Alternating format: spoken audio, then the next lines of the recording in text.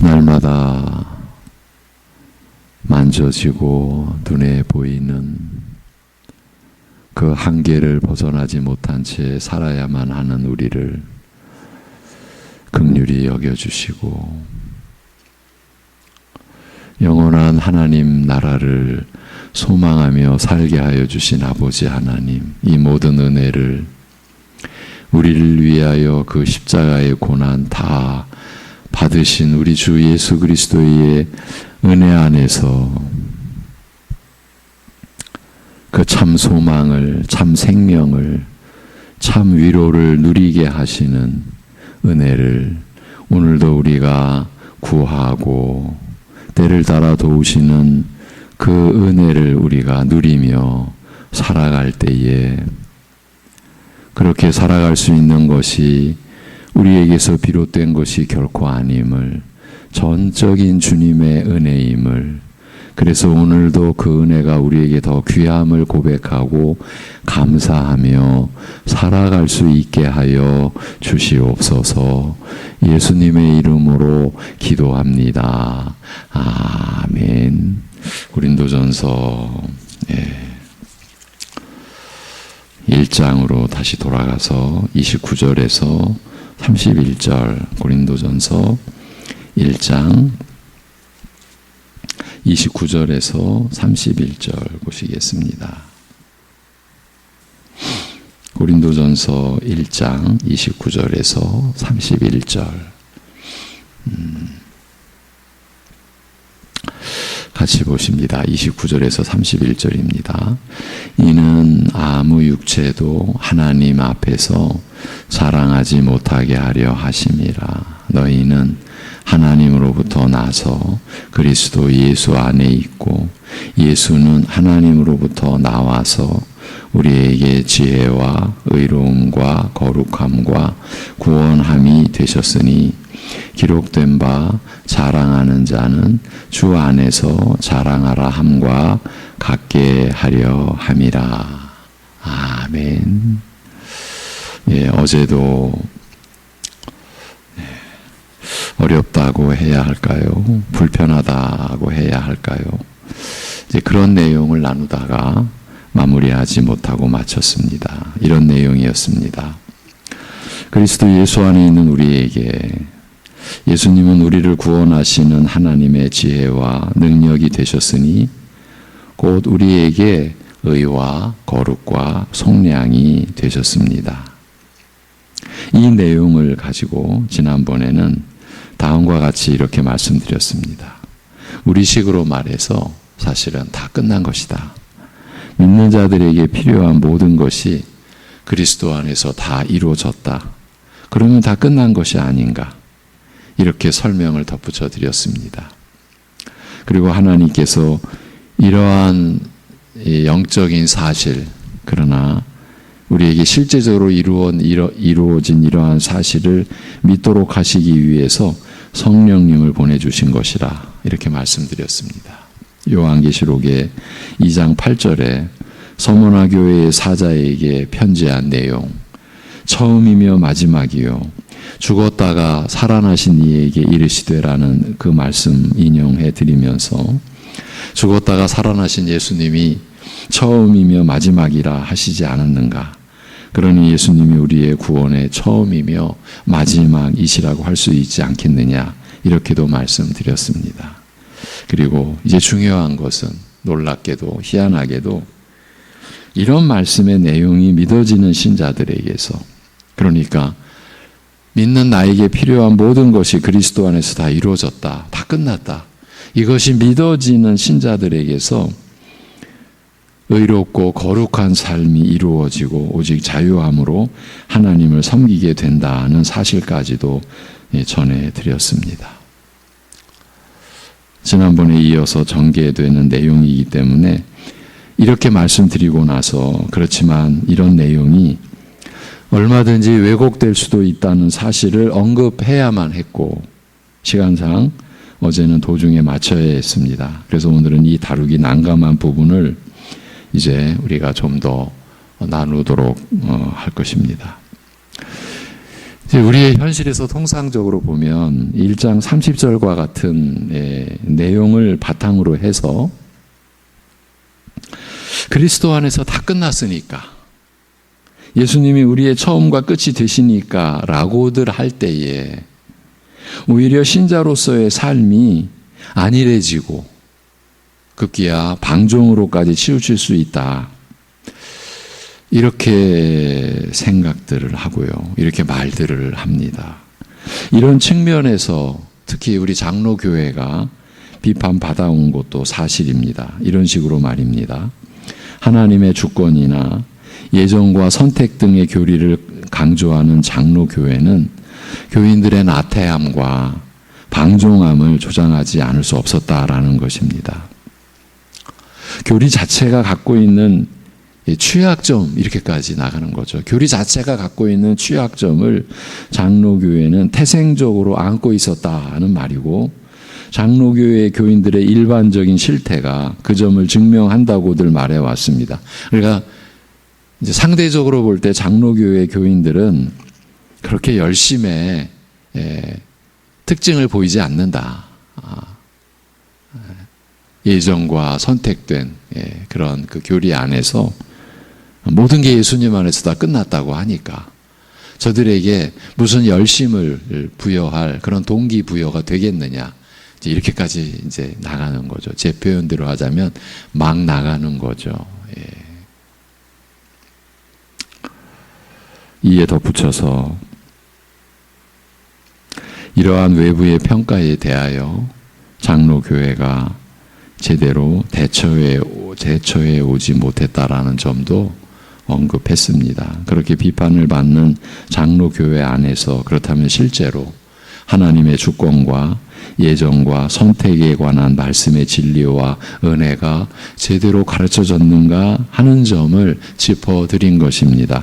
사실은 잘 가르쳐지지도 않았고 교인들도 대체로 보면 무관심으로 일관했고, 그러니 외부의 잘못된 평가나 비판에 대해 대처할 기본 바탕부터 갖추지 못했었다, 이렇게 보는 게 맞지 않을까 싶다고 말씀드렸습니다. 이제 그래서 그렇게 비판하는 견해에 어떻게 대처하겠다는 것보다 지금 우리가 사실 문제이지 않습니까? 그러니까 우선은 우리의 입장을, 우리가 하나님 앞에서 가져야 할 입장을 분명히 해야 한다는 이 관점에서 우리 자신을, 우리 중심을 돌아보고자 한 것이에요.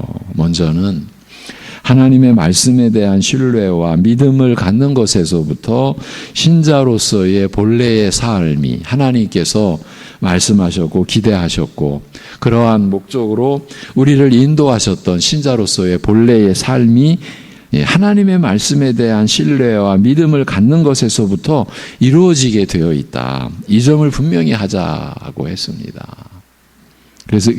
그리고 이렇게 출발했습니다. 우리는 예수 그리스도를 믿습니다.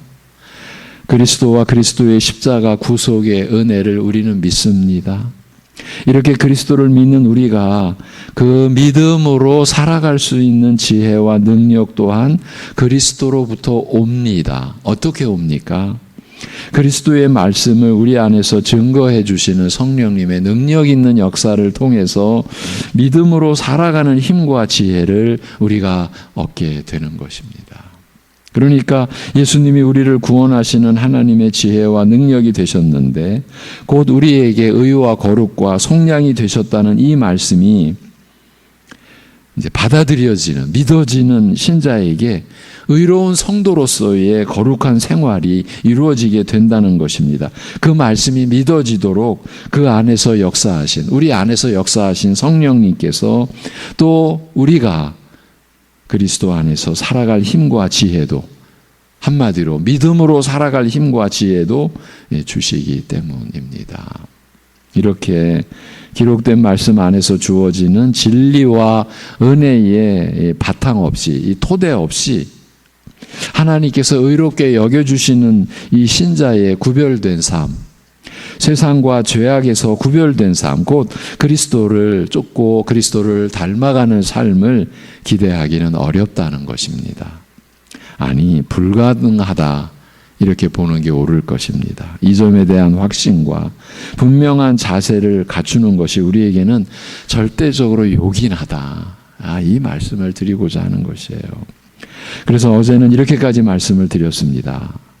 사람이 살아가는 기본적인 방식을 하나님께서 이 창조의 그 질서죠. 사람들이 살아가는 그 방식을 우리가 한번 생각해 보자.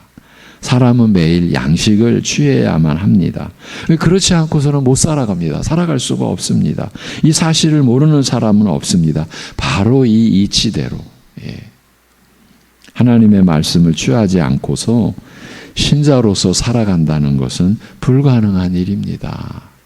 먹지 않고서는 살 수 없다는 것을 사람이라면 다 알듯이 하나님의 말씀을 받지 않고서는, 하나님의 말씀을 취하지 않고서는 살 수 없다는 것을 신자라면 다 알아야 하는 것 아닌가, 이 말씀을 드리고자 한 것입니다. 왜냐하면 기록된 말씀 안에서 주어지는 진리와 은혜의 바탕 없이는 하나님께서 의롭게 여겨주시는 우리 신자의 구별된 삶, 우리 옛사람이 살던 그 삶, 부패한 성품을 따라 살던 그 삶, 세상에서 대부분의 사람들이 살아가는, 자기 이익을 따라 살아가는 그 삶, 그 삶과는 구별된 삶, 그 그리스도를 쫓아가는 그 삶을 살 수 없기 때문입니다. 신자가 받은 믿음과 그 믿음으로 이루어지는 삶은 오직 하나님의 말씀으로 이루어진다. 우리 신자가 무엇으로 사는가? 하나님을 힘입어 사는 거지 않습니까? 구체적으로 하나님에게서 나오는 모든 것, 하나님의 입으로 나오는 모든 것, 하나님의 말씀으로 삽니다. 이것이 우리 주님이 우리를 대신하여 우리 위에 받으신 세례 요한에게 죄사함에 이르는 그 세례를 죄 없으신 그분이 받으셔서 우리 죄인과 하나 되셔서, 그래서 처음 당하신 일,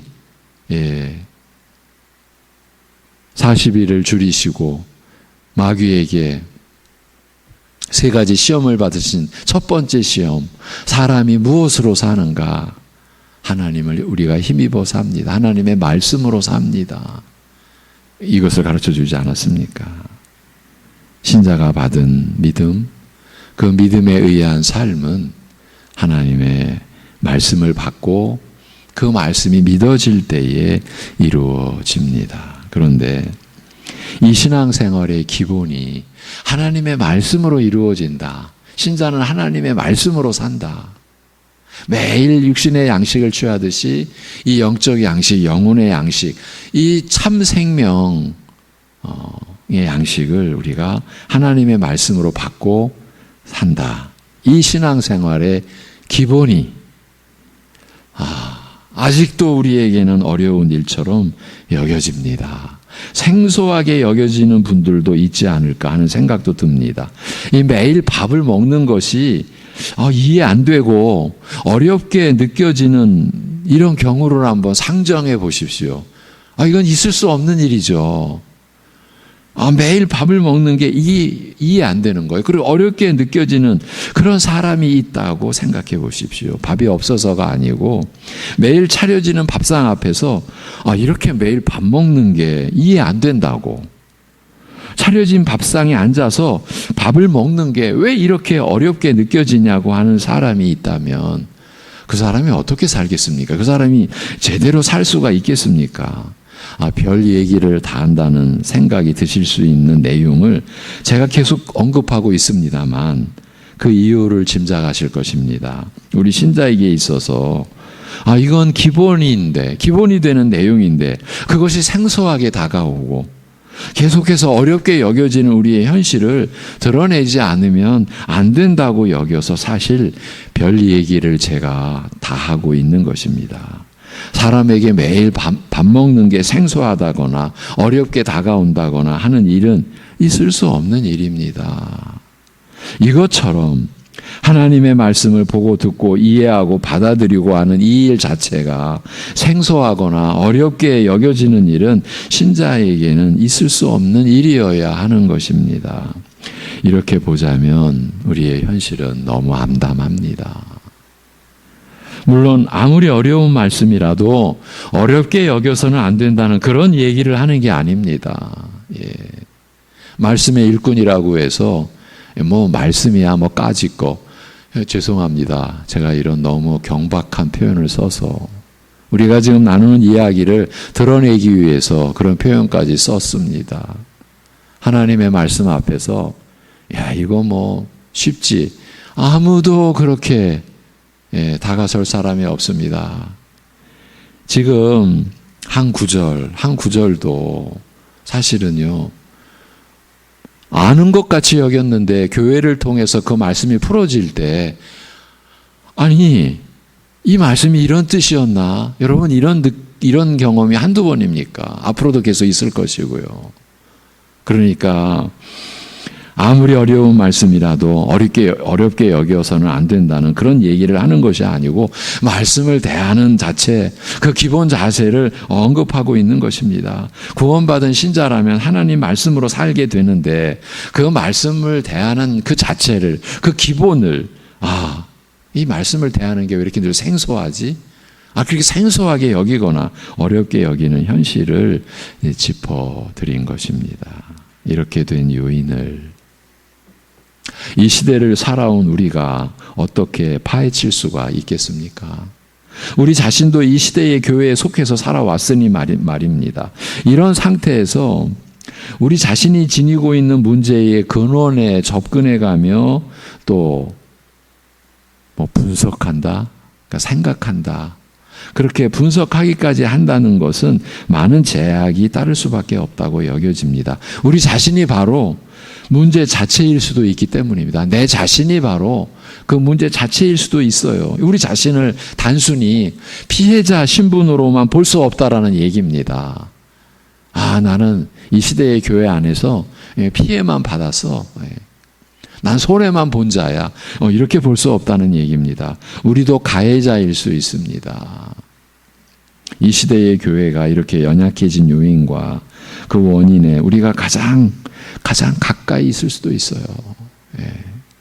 이 점을 부인하고 우리 자신을 단지 피해자로만 본다면 우리는 지금 다루고자 하는 주제에서 비켜서게 되는, 객관적으로 문제를 살피기에는 너무 치우쳐버린 형편이 될 수도 있습니다. 그런 상태에서라면 우리가 무엇을 말한다는 자체가, 지금 우리가 붙들고 있는 이 주제에 대하여 무엇을 말한다는 자체가 문제를 더 크게 할 수도 있다고 볼 수 있습니다. 항상 남 탓만 하는 입장에 서 있는 사람이 주변 사람들을 얼마나 힘들게 하는지를 조금이라도 고려한다면 우리가 그런 위치에 서게 되지는 않을 것입니다. 그러니까 이 시대의 교회와 신자들이 신앙생활의 기본이 되는 요소에서조차 이렇게 연약해져 있는 요인과 원인을 살피는 일에 있어서 자신의 모습은 가려버리고 남들만 바라보며 남 탓만 하려는 자세를 가져서는 안 된다라는 점을 먼저 말씀을 드린 것입니다. 그런 자세라면 우리는 지금 이런 주제를 다룰 의미가 없다. 저는 그렇게까지 봅니다. 이게 내 문제입니다. 내가 문제의 그야말로 근본일 수도 있다. 이렇게 우리가 보자라는 겁니다. 이런 우리의 중심을 확인하면서 먼저 우리 자신을 살피면서 왜 이렇게 신앙과 그 삶의 기본이라 할 수 있는 하나님의 말씀에 대한 태도와 자세에서 우리가 잘못되어 있는지를 함께 생각해 보자. 조금이라도 그 원인과 요인에 접근해 가 보자. 이렇게 말씀드리는 것입니다. 이런 시도를 제안하는 의도는 다른 것이 아닙니다. 하나님의 말씀에 대한 우리의 기본 자세를 지금보다는 조금이라도 더 바르게 갖고 살자라는 것입니다. 오직 이것입니다. 그럴 필요가 있고 그럴 가치가 있기 때문입니다. 아니, 이보다 더 요긴한 일이 없기 때문입니다. 그래서 왜 우리가 이렇게 되었는지 그 원인을 함께 생각해 보자라고 했는데, 우리의 지나온 날들을 뒤돌아보면서 일단 한 가지 요인에 대해서 여러분과 나눌 내용이 있습니다. 이제 한 가지 요인이 이렇게 수면 위로 떠오른다. 이제 이런 표현도 가능하지 않을까 싶습니다. 한 가지 요인이 떠오릅니다. 그것은 기본적으로 하나님의 말씀으로 기록된 성경에 대한 교회의 입장과 그로 인한 신자들의 태도에서 비롯된 것이 아닌가 싶은 겁니다. 전체적으로 보면 그렇지 않을까 하는 것입니다. 이제 좀 더 구체적으로 말씀을 드려보면 오직 성경이라는 장로교회의 근본 입장을 상실했다고 그렇게 보는 것입니다. 교회가 그랬고 교인들도 그랬다고 봅니다. 물론 교회 지도자들이 그랬기 때문입니다. 이렇게 보아야 하지 않을까 싶습니다. 일반 사회, 이 세상의 경우를 잠깐 좀 돌아보겠습니다. 한 가지 일, 한 사건을 놓고서도 그 일을 바라보는 입장과 관점은 너무나 다양합니다. 여러분이 익히 알고 있는 사실입니다. 사람마다 나아가 집단마다 기준이 다르고 지향하는 바가 다르고 그래서 수단 방식도 다르기 때문입니다. 그렇다면 하나님 나라인 교회에서는 어떻게 됩니까? 예를 들어 드리면 교단과 교회마다 다를 수 있습니까? 교인끼리도 교인마다 다를 수 있습니까? 다를 수 있다면 기준이 다르고 그에 따른 접근 방식과 목표가 다르다는 얘기인데 하나님 나라가 그럴 수 있습니까? 그래도 됩니까? 아닙니다. 그렇게 될 수가 없습니다. 왜냐하면 하나님의 말씀인 성경만이 그 모든 일과 상황을 판단하는 단 하나의 기준이 되기 때문입니다. 우리에게는 단 한 권의 성경책이 주어져 있어요. 여러 권이 주어져 있는 것이 아니에요. 그리고 그 성경 말씀을 우리 안에서 풀이해주고 이해하여 믿게 해주시는 분도 단 한 분, 성령이시기 때문입니다. 어떻습니까? 지금 제가 말씀드린 것이 어떻게 여겨지십니까? 지금 우리가 나누고 있는 이 논의하는 내용에 공감이 되지 않는 분들, 아예 공감 자체가 되지 않는 분들은 앞에서 언급했던 오직 성경이라는 이 중심에서 어쩌면 벗어나 있기 때문일지도 모릅니다. 오직 성경이라는, 그러니까 오직 성경이라는 이 개념 자체가 또 생소하다. 무슨 성경이면 성경이지 왜 오직 성경일까? 이제 이렇게까지 되면요, 참 이건 어려운 겁니다. 오직 성경이라는 종교개혁의 첫째가는 교회의 갱신과 회복의 목표를 상실한, 잊어버린 상태라, 아니면 아예 이 진리의 개념을 모르고 있는 상태라고까지 말할 수 있을 것 같습니다. 안타깝지만 제가 보기에는, 제가 본다라는 것도요, 저 혼자 감히 이 시대의 교회를 판단하는 게 아니라 저에게 이러한 우리 교회의 기본 이러한 정신과 기본 구조와 종교개혁의 역사, 그리고 우리 장로교회의 이 기본 구조에 대해서 가르쳐 주신 은사님들, 그러한 가르침과 또 교회의 이 상황, 이런 걸 다 지금 제가 가지고 여러분과 말씀을 나누는 것입니다. 장로교회가 500여 년 전 하나님의 섭리 속에서 세워지게 될 때에 첫째로 내건 목표가 바로 오직 성경이었습니다.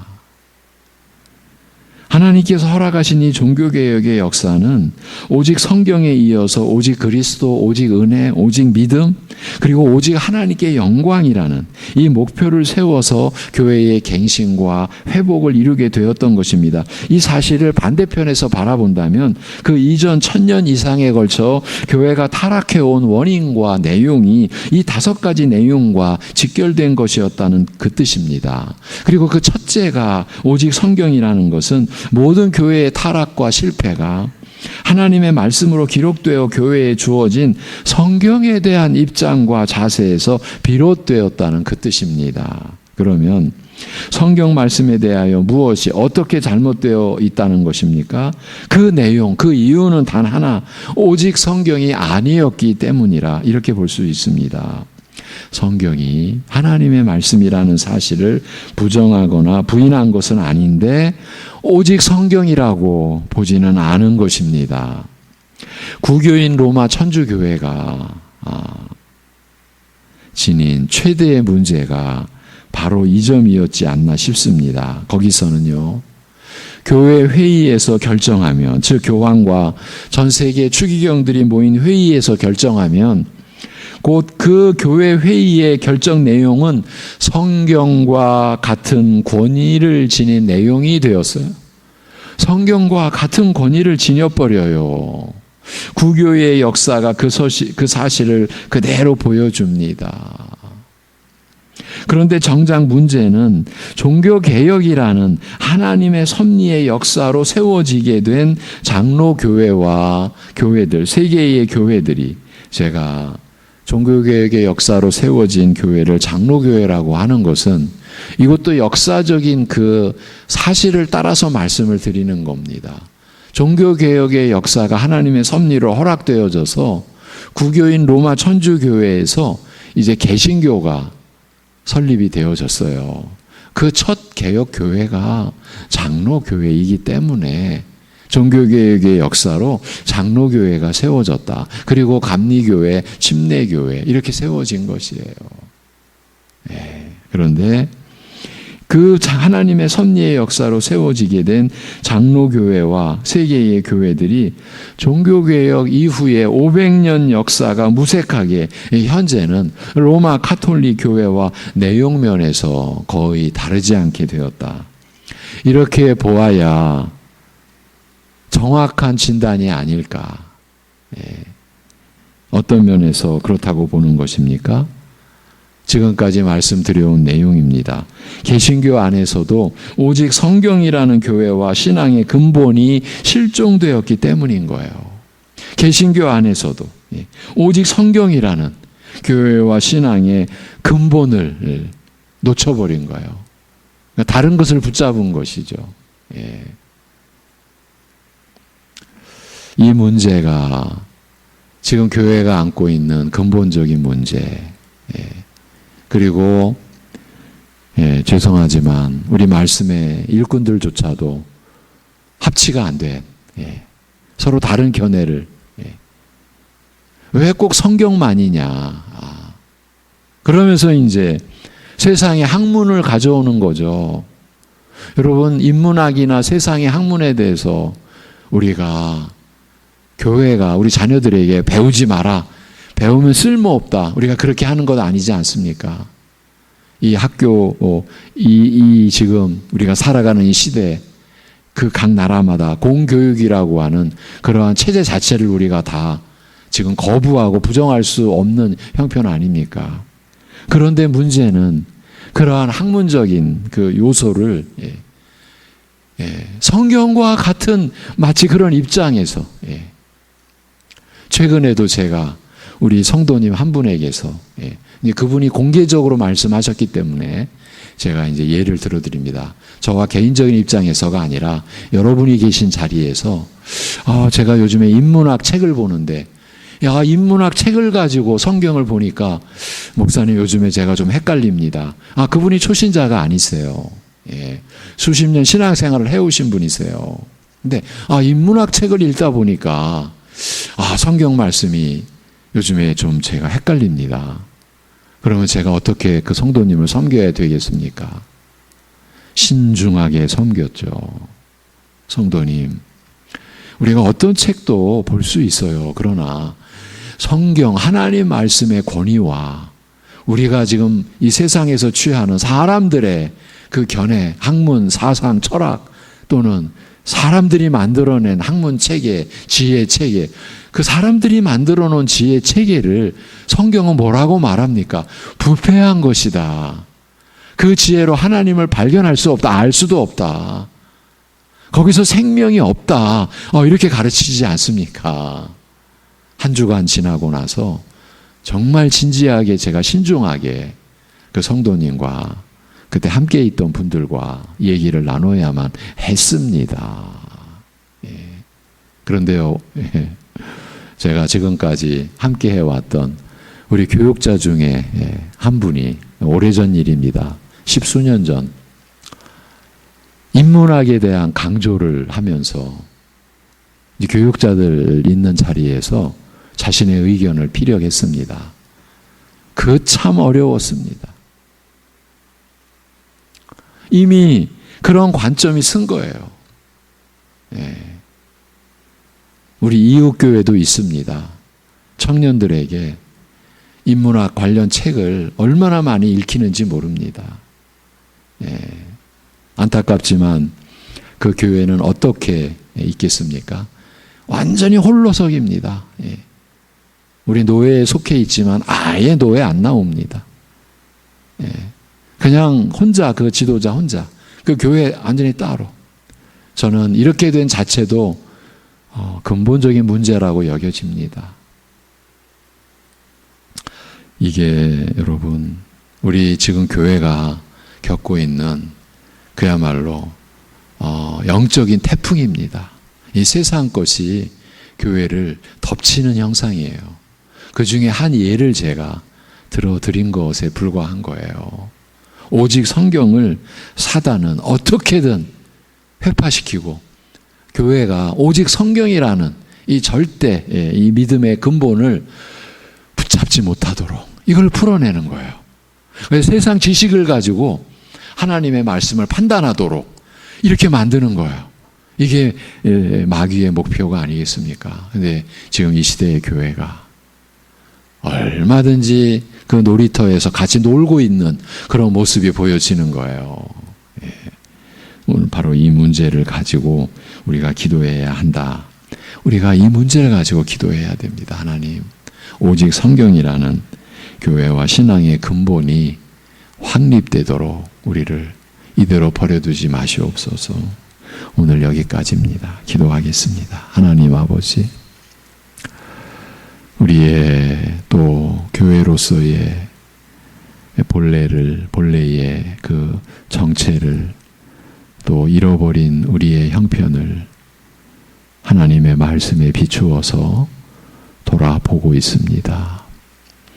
그리고 우리가 근본적으로 어디에서 실족해 있는지 그 점을 추적해가며 우리가 주님 안에서 성령님을 따라 기도하고자 하오니 우리의 중심을 세워주시옵시고, 우리가 결코 이대로 가면 안 된다라고 하는 위기의식, 경계의식을 넘어서서 위기의식을 가지고 우리가 하나님 앞에 구하며 기도할 수 있는 그러한 중심을 가질 수 있도록 하나님 아버지, 우리를 일깨워 주시옵소서.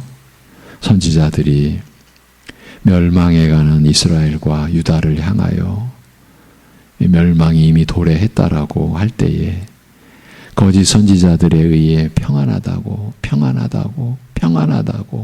그렇게 외쳐졌던 그 거짓 것이 어쩌면 오늘날 우리의 의식을, 우리의 믿음을 뒤덮고 있는 것은 아닌지 아는 두려움을 아버지 앞에 아뢰입니다. 하나님 아버지, 우리의 이 거짓됨을 밝혀주시고, 그래서 죄악됨조차도 깨닫지 못하는 우리의 무지를 불쌍히 여겨 주시옵시고, 우리가 오직 그리스도, 오직 성경 말씀, 이것을 우리가 얼마나 경홀히 여겼고 경시했고 가볍게 여겼고 때로는 무시했고, 그래서 믿음 자체도 마치 내가 가진 것 같고 내 열심으로 취한 것 같고, 내가 마음만 먹으면 내가 열심만 낼 수 있으면 얼마든지 믿음을 갱신할 수 있는 것 같이 여기는 이 근원을 알 수 없는 오만함과 이 자고함에서 저희를 건져 보호하여 주시옵소서. 하나님 아버지,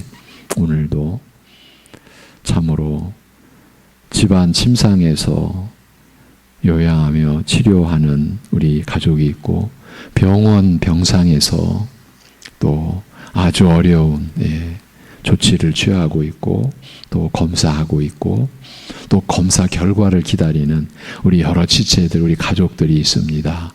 그들이 겪는 어려움을 주님은 낱낱이 아시오니 그들을 위로해 주옵시고 그 가운데서도 주님만이 유일한 소망이요, 유일한 위로요, 유일한 생명의 길임을, 오직 주님만을 그 어려움 속에서도 붙들고 의지할 수 있게, 그리고 그 가족들 또한 하나님의 그 충만한 위로로 붙들어 주시고 함께하여 주시옵소서. 우리 주 예수 그리스도의 이름으로 기도하옵나이다. 아멘.